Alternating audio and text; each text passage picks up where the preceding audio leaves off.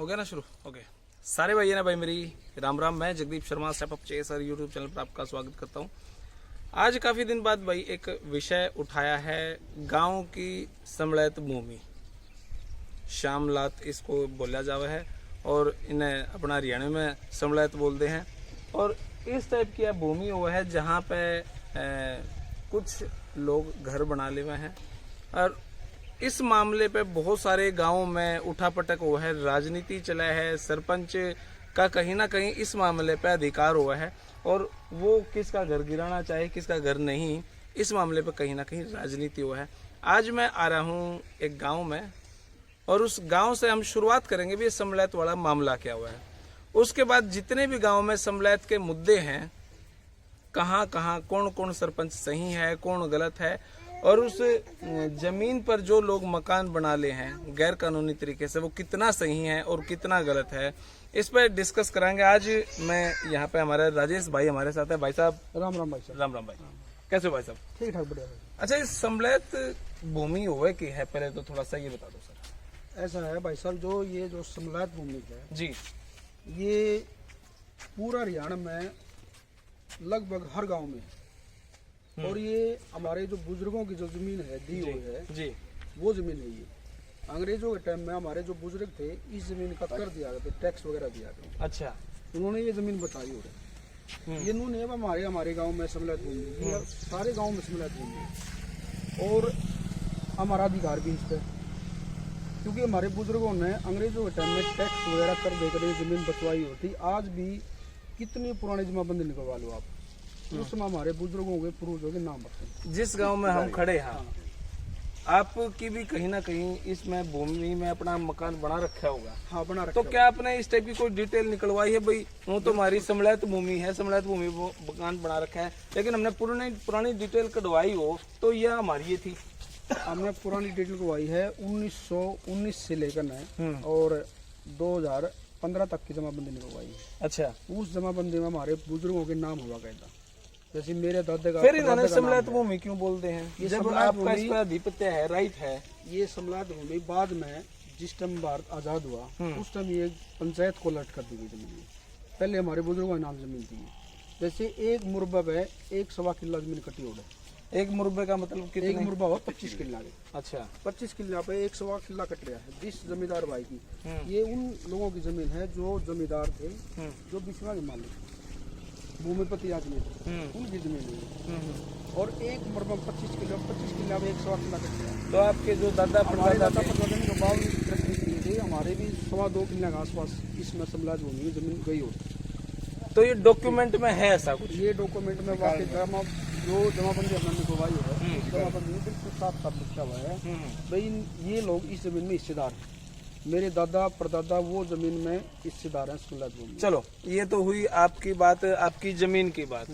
अब हम बात कराएं जो कहीं का भी कोई भी सरपंच, हम इस गांव की बात नहीं करते, वो राजनीति किस तरीके से करते हैं? राजनीति ये होती है भाई साहब, जैसे वोट बैंक की राजनीति। सरपंच जो कब्जाधारी लोग हैं उनसे तो वोट इस तरह से लेते हैं भाई हम तुम्हारे सम्मिलित है जो इसको गिराने नहीं देंगे। मतलब जिन्होंने मकान बना रखा है। हाँ। अच्छा, उन तो दोनों कहते भाई थारा मकान गिरे नहीं का, वोट दो। और इसमें पॉलिसी भी सरकार की टाइम पे पॉलिसी भी आई है समय समय पर। जैसे पीछे हुड्डा सरकार में पॉलिसी थी भाई जो जहाँ पक्के मकान बना रहे हैं उनकी कीमत लगा लो, जो कलेक्ट्रेट है। अच्छा, हुड्डा साहब के टाइम में 2009 तक की पॉलिसी थी। हमारे पास के गाँव है माजरा गाँव में भी और थुराना गांव में भी यही समस्या थी। वहाँ सरकार ने कलेक्ट्रेट बनवा कर उनके मकानों की कीमत लगा दी, जो भी डीसी रेट था उस टाइम में मौका का। आज हो सकता है कलेक्ट्रेट बढ़ रहा हो गाँव में, उसके रेट बढ़ा रेट बढ़ रहा हो, उस हिसाब से उसकी कीमत बढ़वा ली। और राजनीति ये है, मैं बताने लग रहा मैं, जैसे कि जो कब्जादार है उनसे तो वोट इस तरीके से ले जाते हैं भाई रेट लगवा देंगे, नहीं मकानों की कीमत लगवा देंगे हम और मकान फुटने देंगे। जो कब्जादारी नहीं है उनसे ये कहा जाए अब की बार इनको हम सफा करवा देंगे। अब अगले के काम कर लियो। हाँ हाँ, ओके, ये ऐसा ही होता है। ओके ओके, ये राजनीति का शिकार होते हैं लोग।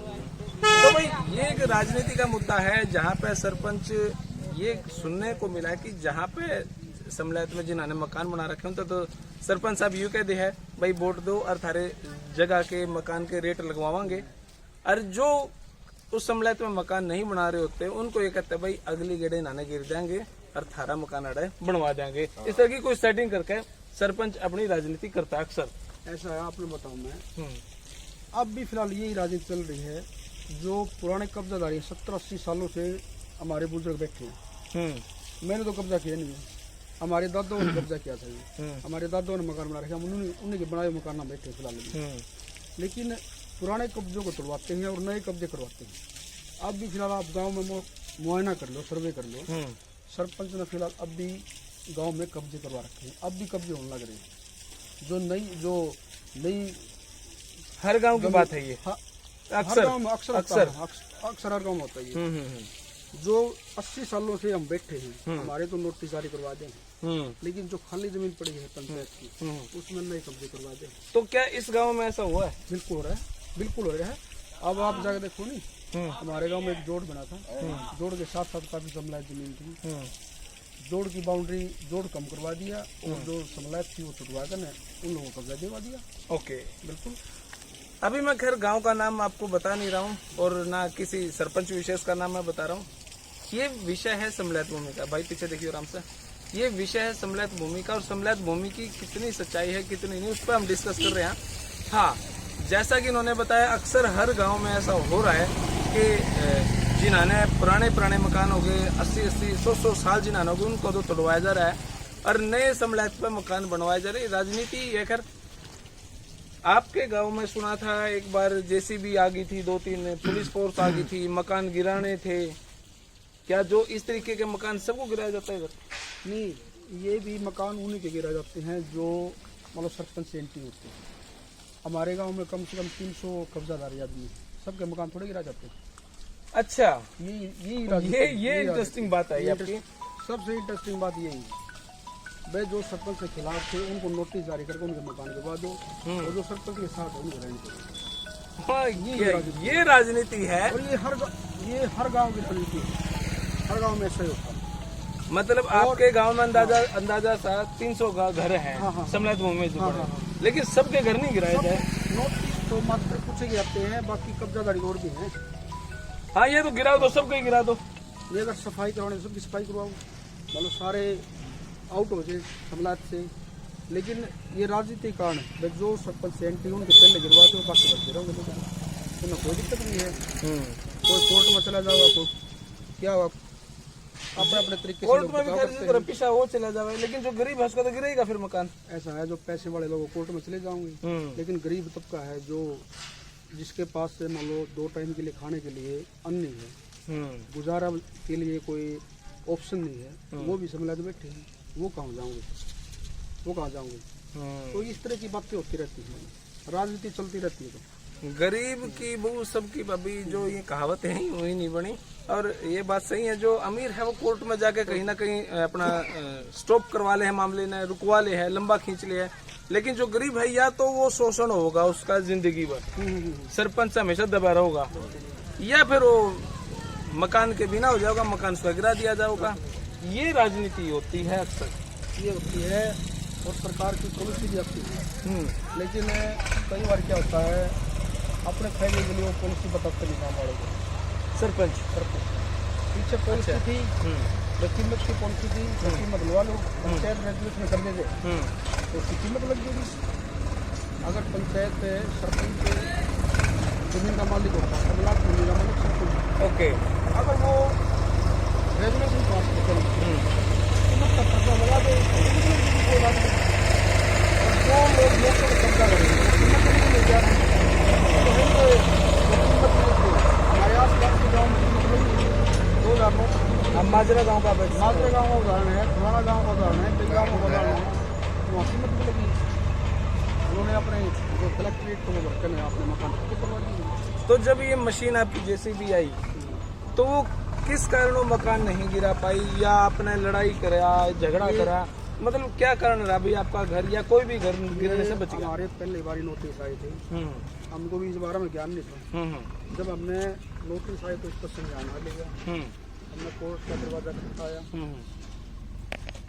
अपने जो समलायत भूमि की जमाबंदी थी, पुराने से पुरानी जमाबंदी जो हमें मिली, इस आर रिकॉर्ड रूम से, वहाँ निकलवा के ले हम 2019-20 की से लेकर न और 1919 से 1919 20 से लेकर न और 2015 तक की जमाबंदी निकलवाई। उसमें हमारे बुजुर्गों के नाम आए, पूर्वजों के नाम आए, उस बेस पर हमने कोर्ट में अंदाजा सब 95 साल की आप जमाबंदी निकलवा के लाए 95 साल के अंदर।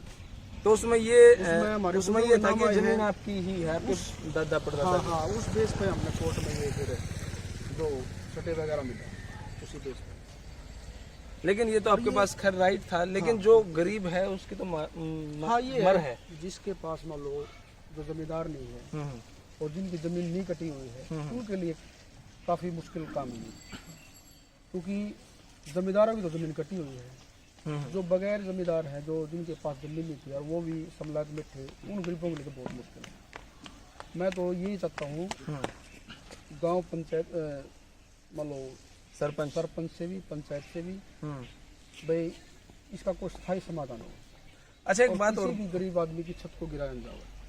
और सरकार से भी हम तो ये गुहार करते हैं भाई, अगर जब पुरानी पॉलिसी थी 2009 से पहले जो पॉलिसी थी, कीमत की पॉलिसी, उन पॉलिसियों को दोबारा लागू कराया जाए और हर आदमी अपने मकान जो है बचाने में कामयाब हो जाए, उसकी कीमत बढ़ जाए, तो भी कलेक्ट्रेट हो। अच्छा, आपने जो बताया यहाँ पे जो 150, 200, 300 मकान समलात में बने हुए हैं, तो कितने के पास संबंध आता है, कितने लोगों के पास संबंध? तो नोटिस तो पंचायत ने जारी किया था, पहले 51 आदमी करा था, उसके बाद 116 करा है। कब्जादारी तो 300 के आसपास 300 के आसपास 300 के है। आसपास है। जो बाकी 200 अगर मान के चले में तो सरपंच के फेवर में थे, इसलिए और उनका है। हाँ जी आओ। जैसे हमारे गांव की जो निशानदेही हुई थी, जो मेन टॉपिक है वो 2002 में पता नहीं 3 में हुई थी निशानदेही। उसके बाद गांव की निशानदेही हुई नहीं। 2003 से पहले मकान थे, पक्के मकान, हमारे तो बहुत पुराने मकान हैं, उनके नोटिस जारी कर दी। लेकिन 2003 के बाद जो मकान बने हैं उनका तो कोई मतलब ही नहीं, वो तो रिकॉर्ड में दिखा रखे, वो भी समलायत में है। 2003 के बाद जो मकान बने हैं, आज 17 साल हो गए मकान बने उनमें। उससे पहले की निशानदेही पे ही कार्रवाई होने लग रही, उससे पहले ही निशानदेही, उसमें गिने चुने ही मकान आते। अगर दोबारा निशानदेही हो जाए,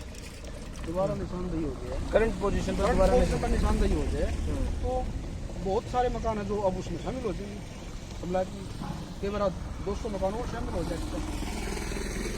मेन बात ये, तो यहाँ का करता धरता सरपंच, गांव का जो गांव का मुख्य सरपंच होता है और समलायत का समलायत भूमि का मालिक मौका सरपंच होता है, चाहे कोई हो, किसी भी हो, सरपंच होता है।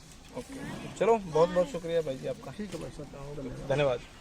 तो भाई ये है समलायत वाला मामला और इस पर राजनीति काफ़ी अच्छी बताई जा रही है। और मैंने तो कई बार देखा है उन घरों के मकान तोड़ दिए, वो तोड़ दिया, बुलडोजर आ गया, वो खिंडा दिया, लोग घर के बाहर हैं, रोए हैं, चिल्लावे हैं। अक्सर ऐसे विषयों को कोई मीडिया सा पता नहीं क्यों नहीं उठा पाते, कहाँ राजनीति है। लेकिन जैसे ही राजेश भाई से मेरी बात हुई, उसने कितने अच्छे से एक्सप्लेन किया हर बात को, वो बड़ी काबिल तारीफ थी, अच्छा लगा।